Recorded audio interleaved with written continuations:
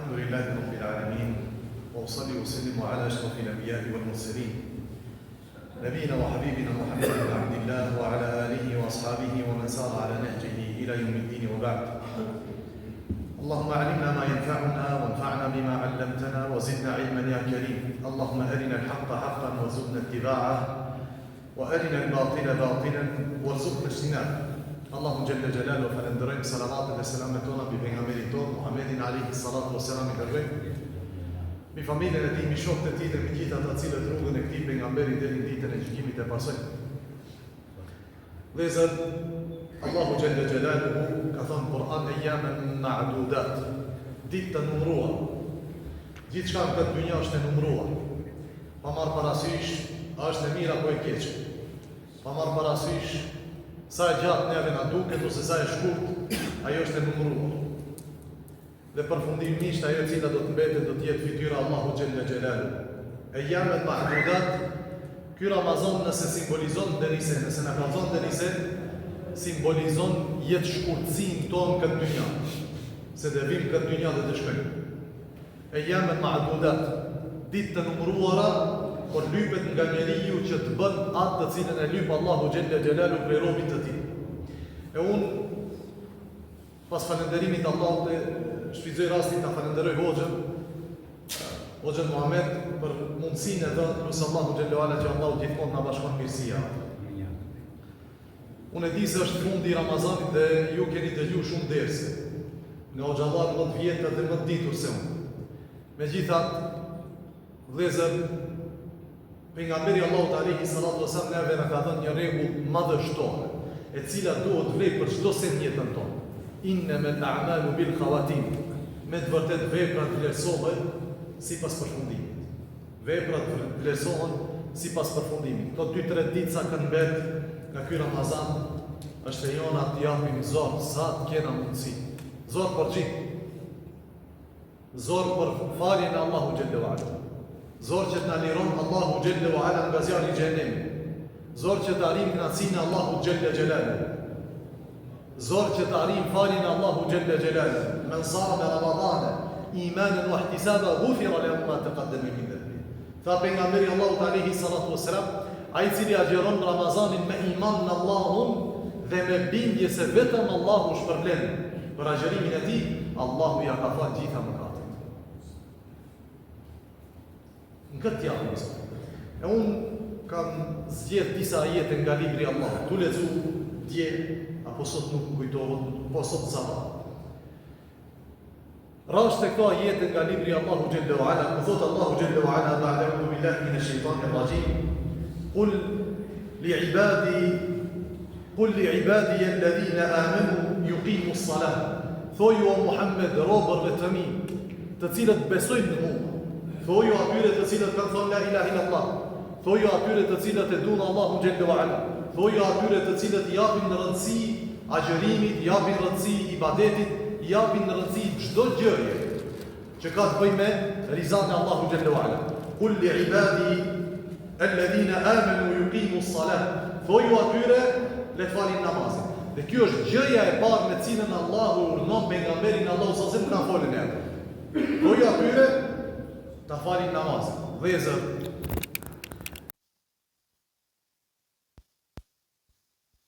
nuk ka kohë më të mirë që njeriu ta mëson veten namaz se sa ky Ramazan. Sepse simbolika bazë e Ramazanit është namazi dhe agjerimi. Dhe që të dyja në të duhet ngërthejnë Kur'anin. Apo? Tha Allahu xhalla xhelaluhu, shahru Ramazan alladhi unzila fihi al-Qur'an. Muaji i Ramazanit është muaji në të cilin Allahu ka zbritur Kur'an. Tamam, ky Kur'an ku e lexojmë ne, ku e dëgjojmë, ku meditojmë, ku e zbatojmë? E lexojmë, e meditojmë duke agjeruar, e lexojmë, e recitojmë duke fal namaz. Andaj këto dy komponentat, namazi dhe agjerimi, janë karakteristika kryesore e Ramazanit në të cilën ne lexojmë Kur'an, në të cilën ne mundohemi ta kuptojmë fjalën e Allahu xhalla xhelal. Dhe Allahu kur na ka njoftuar neve me Ramazanin, ka thënë shehru Ramazan alladhi unzila fihi al-Quran. Muaji i Ramazanit është muaji në të cilin ka zbritur Kur'an. Kjo është karakteristika numër 1 e këtij muaji.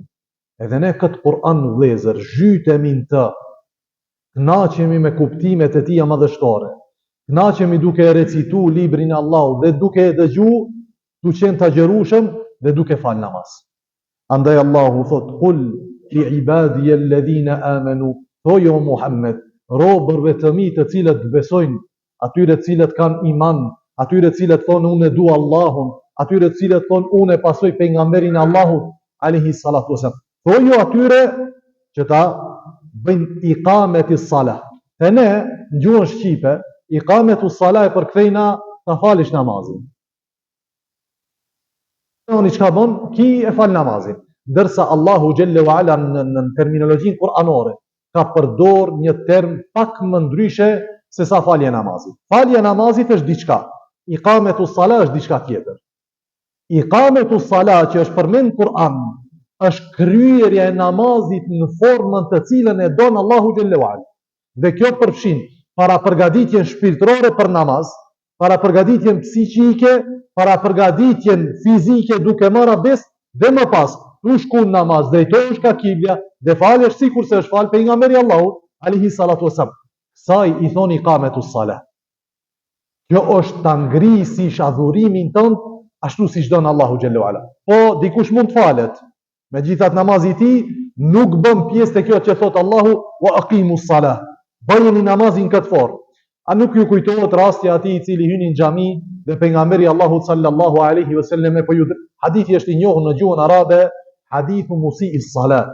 Hadithi atij i cili ka gabuar në namaz. Tha pejgamberi Allahut sallallahu alaihi wasallam: "Irji' fa salli fa innaka lam tusalli." Kthehu dhe falu sepse ti nuk je fal. Pas asaj thot ktheu kthyki dhe u fal për s'dyti herë. Tha kthehu dhe falu nga se ti nuk je fal. U kthyu dhe u fal për s'dyti herë dhe për s'tretë herë njëjtën i thot pejgamberi Allahu sallallahu alaihi wasallam: "Irji' fa salli." Ktheu dhe falu nga se ti nuk je fal. Tha ja Rasulullah, mëso, nuk di si të falë. E mësoi pejgamberi Allahut alayhi salatu wasallam se si duhet ta bëj iqametus salat, jo të falet, po ta bëj këtë urdhër në formën që e do Allahu. Po, unë edhe ti agjerojmë, po agjerimi im, krahasim me agjerimin tënd mund mos jetë asgjë. Asnjë sevat tek Allahu xhelalu ala. Të dytë në sytë e njerëzve agjerojmë. Mirë po tek Allahu nuk është ashtu. E Allahu don që ne ta bëjmë veprën që ajo të zë pesh në kantarin e Allahut, jo në kantarin e njerëzve. Tek njerëzit kantari është sendi i fundit i cili duhet merret parasysh. Kantari të cilin ne duhet ta marrim si standard është kantari me cilin ne i matim veprat tek Allahu xhallahu ala. Andaj thot Allahu xhallahu ala e urdhnon mësuesin ton, të dashurin tënd Muhammedin alayhi salatu wasallam. Tu ju robërve të mi të cilët kanë besuar, atyre që kanë thënë la ilaha illallah, atyre të cilët thonë se Allahun e duan, thoju le ta bëjnë iqametis salat, le ta bëjnë namazin si don Allahu xhallahu ala. Vazhdon Allahu dhe thot: "Yuqimu s-salata wa yunfiqu mimma razaqnahum sirran wa alaniya", dhe të shpenzojnë nga ajo të cilën ne ju a kemi dhënë. Atë që e kemi ne, këtë petë vëllezër, që këtë nuk është e jona, është përdorim i im për një kohë të caktuar që Allahu ma ka mundësu që unë ta përdor. Shumë njerëz ndoshta kanë nevojë, kanë qejf, kanë dëshirë ta kenë këtë gjë, po se kanë. Allahu ty të ka veçuar me diçka që ai tjetri se ka. Wa yunfiqu mimma razaqnahum, që të shpenzojnë nga ajo që ne u a kemi dhënë.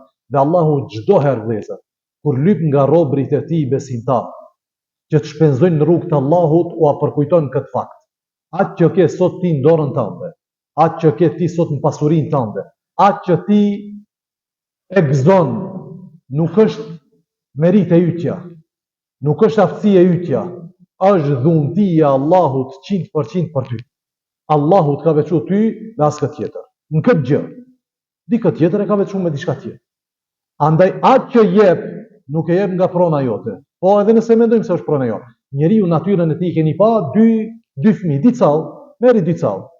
E ne lëshova një lojë, një limuzinë të vogël. Për 30 sekonda si calli dhe thosë është e jemi. Natyra njerëzore është pronsoje, është e jemi. Por realiteti i dynjas është se kërkush nuk ka asnjë pronësi. Krejt dhe shkojnë nga kjo dynja. Për këtë çka ka Allahu çfarë thot?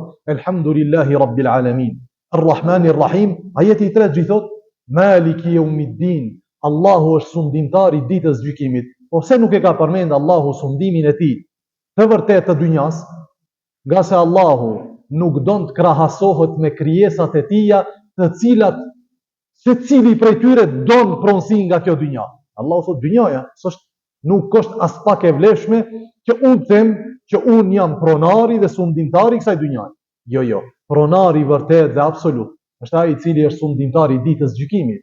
Allahu është sundimtari i ditës gjykimit. Kjo dynja, ku unë e tej mund të çortohen, a mund të vrejtna për pronësi të kalueshme të kësaj dynjaje. Allahu nuk hyn këtë kallaballëk. Allahu nuk hyn këtë krahasim. Hasha wa kalla. Lejse kemithlihi shay. Asgjë nuk i përngjet dhe askush atij xhelle xhelalu. Askush. Dhe Allahu nuk shtyhet këtu. Sundimtari vërtet është sundimtari i cili e ka ditën e gjykimit sundim. E Allahu thot, yunfiqu mimma razaqnahum, të shpenzojnë nga ajo të cilën ne ua kemi dhënë, dije burimin e mirësive të cilat janë tek ti. Kjo është e rëndësishme. Po e di ti njeriu këtë gjë dhe e din pozitën e tij në krahasim me të mirat që ja ka dhënë Allahu, bëhet prej atyre për cilët tha pejgamberi Allahu sallallahu alaihi wasallam, rahimallahu imra'an arafa qadra nafsihi. Allahu e mëshiroft atë njeri i cili e din pozitën e tij, i cili e di ku e ka vendin. Allahu e mëshiroft. Se Allahu e mëshiron këtë njeriu vëllezër, nga se ai i cili nuk e di ku e ka vendin, dal nga dal duke u rrit me mendjen e tij, një ditë prej ditëve mund të mrinjë sikur sa ai i cili tha ana rabbukumul a'la, unë jam Zoti juaj më i lartë. Allahu na ruaj. A nuk tha Firauni njeri sikur se unë edhe ti, tha unë jam Zoti juaj më i lartë. A nuk tha Nemrudi duke folë me Ibrahimin alayhis salam, ana alladhi yuhyi wa umit, unë jam ai i cili jep jetën dhe marr jetën, jap vdekjen domethënë. Andaj njeriu po e diti pozitën çka e ka, bëhet njeri dhe duke e ditë pozitën e tij do ta njeh pozitën e Zotit xhelle xhelalu në jetën e vet. Vazhdon Allahu xhelle wala dhe thot: ata cilët shpenzojnë sirran, por fshehur dhe në formë publike. Ai i cili shpenzon në përgjithësi fshehur azi, nuk prish punë dhe s'ka det që ndonjëherë shpenzon publikisht. Ama nuk është publikja ajo baza. Për këtë çka ka Allahu e ka përmend shpenzimin, dhënien fshehur azi. Mos mendojnë njerëzit se dhënia publikisht është ajo baza se si duhet njeriu të jep pasuri. Ja, pasuria jepet në përgjithësi fshehur azi. O s'prish punë ndonjëherë ta japim publikisht. Pse e bëjmë këtë gjë? Nga se Allahu don të na edukojë neve vëllezër. Që dhënia jon, ibadeti jon, mirësjellja jon, morali jon nuk bëhen për njerëzit. Bëhen për Allahun. Buzëqeshja jote ndaj vllaut tënd, po është për t'ia zbut vllaut tënd zemrën, po realisht ti lidhjen e ke me Allahun, pastaj me vllaun tënd, pastaj me motrën tënde, pastaj me nanën tënde, pastaj me atë tjetrin. Fillimisht raporti jon me njerëzit është për shkak të Allahut, jo për shkak të njerëzve. Njerëzit janë listë të dytë. Njerëzit vinë listë të dytë. Për këtë shkak Allahu çfarë tha? Wa qada rabbuka alla ta'budu illa iyyah wa bil walidayni ihsana. Vendosi dhe gjykoi Zoti yt. Kjo është vendimi i premje Allahut, që të mos adhurohet askush përpos tij, që të mos adhurosh askë përpos Allahu xhelalu ala. Pastaj çfarë tha? Wa bil walidayni ihsana, dhe ndaj prindërve të silleni mirë. Mirësjellja ndaj prindërve kur erdhi pasi që njeriu e kupton raportin e tij me Allahun. Unë e di kush jam unë dhe di kush është Zoti im xhelle xhelalu. Kur e kuptoj këtë gjë dhe natyrën e lidhjes time me Allahun, e kuptoj se nana dhe baba janë krijesat më meritore për të sill mirë me ata. S'ka njerëz që meritojnë mirësjelljen tonë më shumë se sa prindët tonë. Sa të filozofojmë ne, sa fetva xhajmë këta a gjen majtë gjatë, nuk ka mundësi që dikush të meriton mirësjelljen tonë më shumë se sa prindët tonë. Erdhi një njeri te pejgamberi Allahut sallallahu alaihi wasallam dhe kish bart nanën e tij nga Jemeni në Çad. Jemeni e dini ku është, Mekja ku është? Largësi 1000 kilometër. E po i thot ja Rasulullah, a e kam pagujt hakun tim të dynjas ndaj nanës time? Që do me thonë të mbajsh një njërë në Çad? Provoj 50 metre. A e kam mbajt nanën e vetë në haq, në nxehtësinë e arabisë gurnore, se kjo pjesë është në përgjithësi gur. E ka mbajt nanën e tij në qafë dhe i thot ja Rasulullah, me kët a e kam pagu hakun tim? Ky sahabe nuk don t'i thosë se pejgamberit Allahut ja Rasulullah me kryt ama, po pyet nëse ka dikush i cili ka bën mirë nanës vet, unë jam ai. Edhe ky njeri i cili ka bën kaq mirë, ai ka paguaj hakun e vet. Tha pejgamberi Allahut sallallahu alaihi wasallam, wala talqa min talqatiha, asni dhënje zor gjatë lindjes së saj nuk e ke paguaj. Se lindja e fëmis shkon me faza, asnjëherë, asnjë dhimbje të madhe që e ka ndjej, nuk ja ke paguaj. Mos flasin për gjithë jetën që shkri për ty. Allahu akbar. Për këtë çka vëllezër, raporti jon me njerëzit, qoftë në aspekt të shpenzimit, pasurisë, në aspekt të mirësjelljes, në aspekt moralit, në aspekt të buzëqeshjes tonë ndaj vëllezërve tonë, fillimisht është për Allahun, pastaj është për njerëzit. Nga se njeriu i cili para nesh është njeri me moral të lartë, po në shtëpinë e tij është tiran, është agresiv, është kryelar, kështu mirësi edhe kështu fasade nuk na duhet shoqërinë tonë. Si burra, si mac për para neve, ndërsa luan për para prindërve, kësis na duhen vëllezër.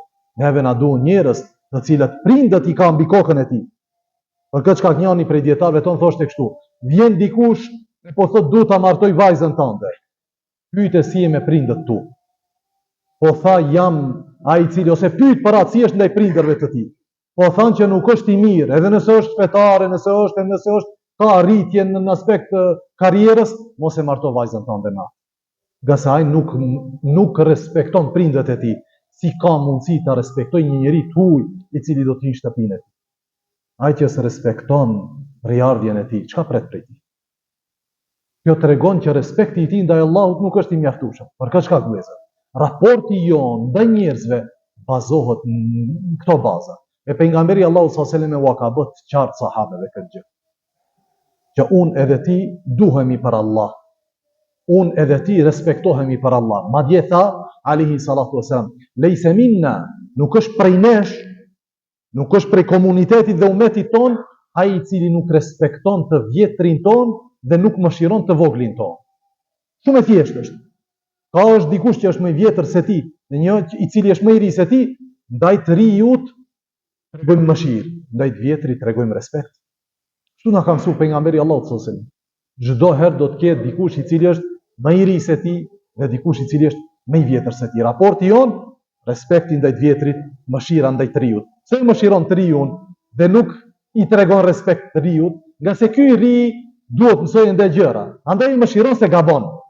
E mëshirojmë atë i cili gabon. Andaj ne i themi Allahu tonë, Allah na mëshiro, nga se ne jemi gabimtar. Edhe i mëshirojmë të tjerët.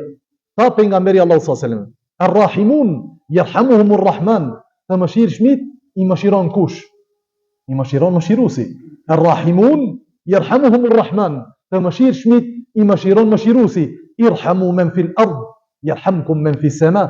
Mëshironi ata që janë në tokë, që t'ju mëshiroj ai i cili është në qiell, xhalla xhelalu. Për këtë çka besimtari i vëllezër e kupton vendin e tij në këtë dynja mbas të asaj që Allahu e ka kryer. Allahu të ka pru në këtë dynja dhe të ka nderu me gjën më të madhe. Ti je rob i tij xhalla xhelalu. Mos ke dëgjuar librin e tij që Allahu ta lëvdon pejgamberin Allahu sallallahu alaihi wasallam në ndonjë formë tjetër vetëm se me titullin e robrisë, subhanalladhi asra bi 'abdihi. Qoftë i lartësuar ai i cili ngriti kë robin e tij. Çdo herë kur Allahu lëvdon pejgamberin e tij, njeriu më të mirë e lëvdon me epitetin rob. E neve Allahu na ka zgjedh kemi rob të tij.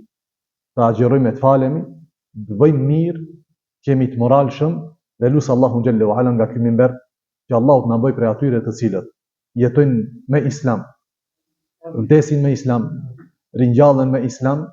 Dhe kjo në bazë të asaj cilën ka thënë Allahu yuthabbitu Allahu alladhina amanu bil qawli thabiti fil hayati dunya wa fil akhirah. Allahu i forcon me fjalën më të fortë ata të cilët kanë iman në këtë dynja. Fjala më e fortë është dëshmia më e madhe që e ke dhënë në këtë dynja. La ilaha illallah Muhammedur Rasulullah. Lusë Allahun me atë jetojmë, me atë vdesëm dhe me këtë fjalë të ringjallemi përpara Allahut xhalla xhelaluhu wa akhiru da'wana anil hamdulillahi rabbil alamin.